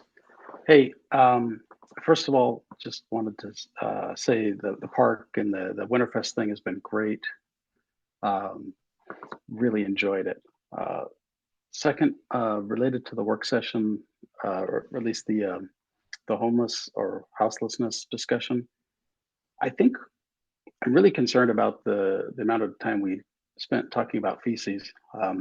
Perhaps a new low in our council meeting, I don't know, but something we definitely need to think about. And as I look around other cities and the problems they've had with cleanliness and sanitation and taking care of situations that have gotten out of hand, I wonder if it's time for us to start thinking about cleanup.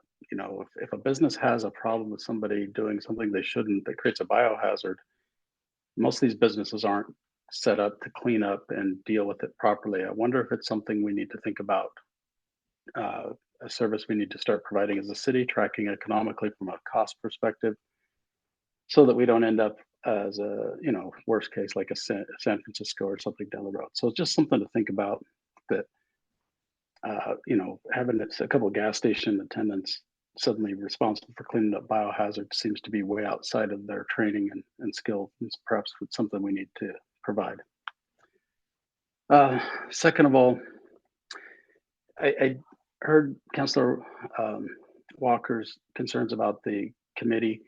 I see our oversight committee very different. I feel like we've been given very solid information.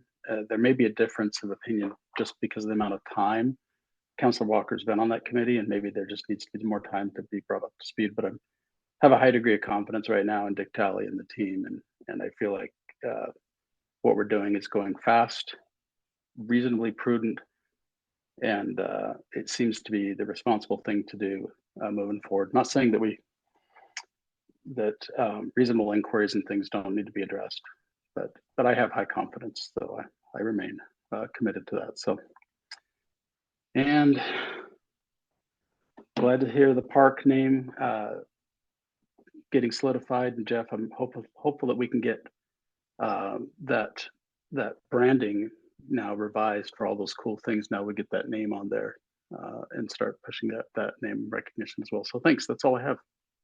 All right, thank you, Don. Appreciate that. Now you're up, Carl. Sure. Just real quickly, because we don't have a lot, but I want to echo Councilor Hokinson's thoughts about the advisory committee with our advisory with the sewer and septic and now water.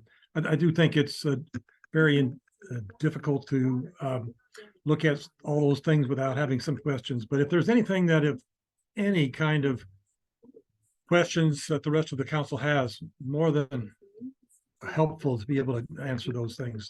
So that's that.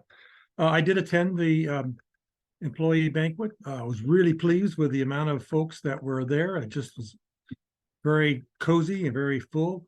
I will have to say though that I had to park a block and a half away on either side of Pioneer to be able to find a place to park. So maybe parking next time would be a little bit more usable, or they're available.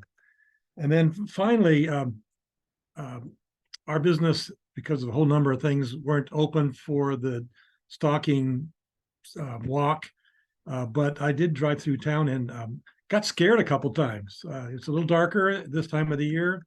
Our kids running all over the place, kids dressed up and all that, and sometimes in dark clothing.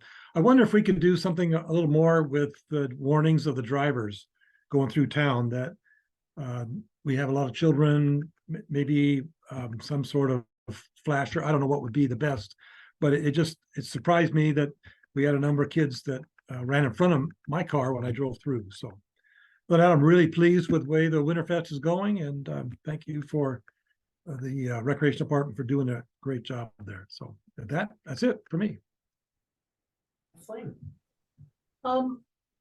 I just want to say that I don't have any qualms about, whether or not we have the funding for it or whether or not we need to spend it at all with regards to the Public Works contracts. It's just more kind of my understanding of a consent agenda item is kind of the meeting minutes and the, board appointments, things that are kind of, not of a controversial nature. When we're talking about spending $3 million, for me, that seems like, even if we have the money and it's for a thing we obviously need, just having that in the main agenda seems like what I would do. But again, I'm just, have my own opinion about that. And I appreciate that. I think, trying to get some overall sheet tracking that kind of keeps track of all these different projects, where we're able to look at the same sheet every time we have to approve something, so we understand again what that bottom line figure is going to help us stay at the 30,000 foot level. The Friends of the Sandy Library received a grant from the city, that one of those special need contracts for digitizing.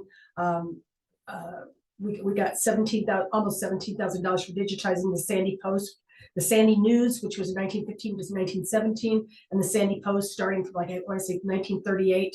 And they've estimated that they can go up to kind of the mid 80s sometime. Neat thing, this Friends of Sandy Library has matched part of that grant with $8,000 to start with. So now we have $25,000, and they have signed a contract with the University of Oregon Library to start digitizing and scanning that after the first of the year. So really cool news that way. And I think we've estimated 50,000 or so total. They have to look at the microfiche and stuff and try to determine how many pages per issue and all that. We'll have better understanding once they get into it, but really promising that, the total project may cost us 50,000 or so, but we're hopeful to get everything up to the current date. The Kiwanis Christmas Giving Basket program happened this last week. That's why I kind of have a cold, because I think the stress of all that don't usually get a cold. I don't think I've had one in 2 years, but it was a fabulous event. We served about almost 275 families. We had a record-breaking 561 kids and teens that got toys and gift cards. So that was just thanks to all the partners, the volunteers, and the community members who donated their time, their money, and toys. So it was a great event for this community. Really helped out. Thank you. Thank you. Rich. Yeah. Stocking stroll, great event. Kids really liked it. So thank you for doing that. Even ended up with some slime out of it, which my house knows how I feel about slime.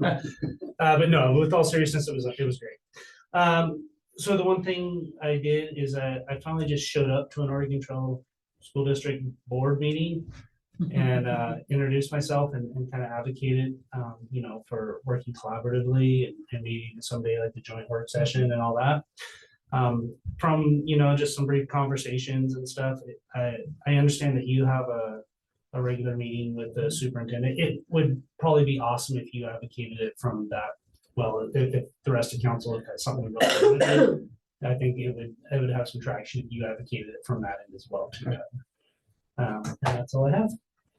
Just to piggyback on that, I know in the past when that's been talked about, one of the concerns brought up from the superintendent was wanting to make sure there was a clear agenda for the meeting, right? Which I have some other thoughts on, but that's fine. Let's meet people with where they're at. Let's just try to think of some agenda items that we would propose that we would put on there to meet over. And I would say, joint facilities access being one of them, probably safe school routes being another one, right?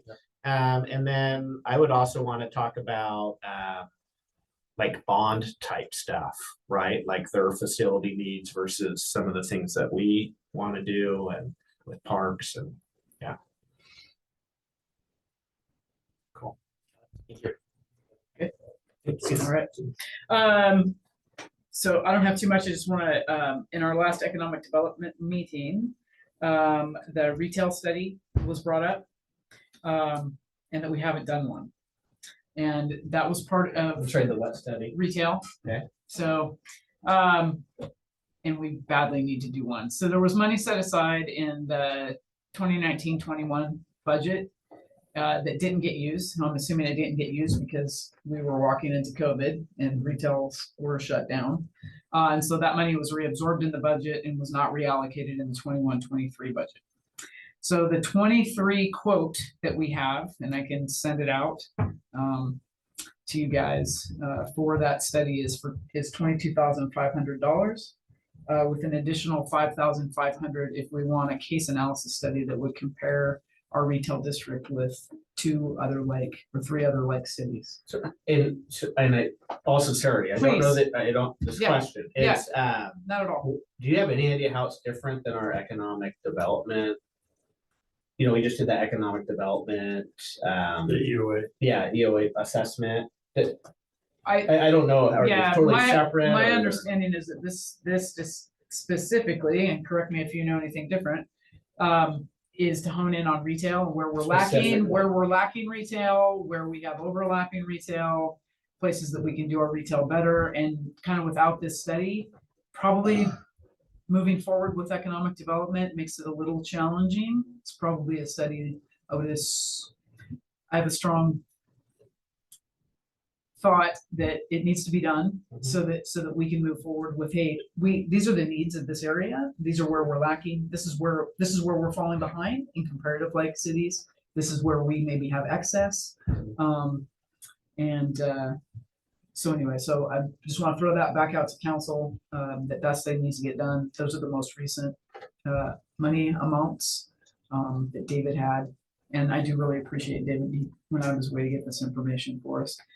We thought in conversation, and Jeremy was kind of on the same page, that we still had money earmarked for this, and we do not. So. So this is, I'm sorry, is this coming out of the economic development committee? No, this is coming from the committee, yes. Yeah, right, 'cause Yes. you mentioned David. Yep, Jeremy, sorry, and so, yep, yeah. yeah. So Oh, this okay. is an ask from the committee. Oh, okay. Yep. They had the budget, it wasn't used. They're now saying, here's a quote for what we need it for. Yep. And we're behind with it. Can we use discretionary funding Mhm. to get it done? And, That's their and ask. Tyler, that's the situation, but financially? Yeah, I don't recall money being set aside in 1921. He's, in I that think we started budget. with 17-19, wasn't used, Okay. 19-21, it wasn't. Well, we used. said, well, what he may be talking about, is we set aside money for the that EOA, and then maybe they didn't utilize all the money that we set aside. No, I feel like I remember, I mean, I've got the 2023 budget here in my desk, but I feel like I remember a retail study being earmarked specifically for retail study. Okay. Is that urban renewal money? No, this would have been money allocated out of the city's General. budget, yeah, out of Okay, the so general fund general fund, for not- this. And I was gonna answer your question. Our EOA and our economic development objective and goals are all qualitative. People's opinions about what they think. That retail market survey will be quantitative. Oh, It was okay. actual metric. And then if you spend the additional 5,700, you're gonna get like-sized city comparables for, it will only enhance the Well, quantitative data. let's do this. Is there a big timeline on this? The sooner the better, but yeah, I mean, if Sure. we want to put it off to like the next meeting. Well, and yeah, discuss let's it get further. your, what do you guys think, Tyler, about getting it onto the agenda as a specific request from the committee or? Yeah, I mean, it's relatively small. I think Councilor Small with the total between those two components, Under 28,000. Yeah, Is that right? There's not, provided that quote's still good, which, sure. yeah. That's an updated quote. You just want to do it discretionarily? Yeah, I mean, there's not money in the economic development department budget to absorb this. Okay. But I can find money elsewhere if you want to provide me direction now that you would like me to do that. I don't need to, unless you want a full-blown staff report and to do that. No, I'd like you that- to find, I'd like you to look around for the If funds. there's consensus to do that, I'm happy to. Is there consensus to do find that? again. Yeah. You got it. I would like one of the cities to be Silverton. I have serious city envy of Silverton. Yeah. Well, Mayor, I I have just- envy of independence, so. you I just know. offer for the record that this was one of the specific action items identified in the strategic plan. Yes, it Okay. was. Was to Okay. fund this. Yep. All right, good.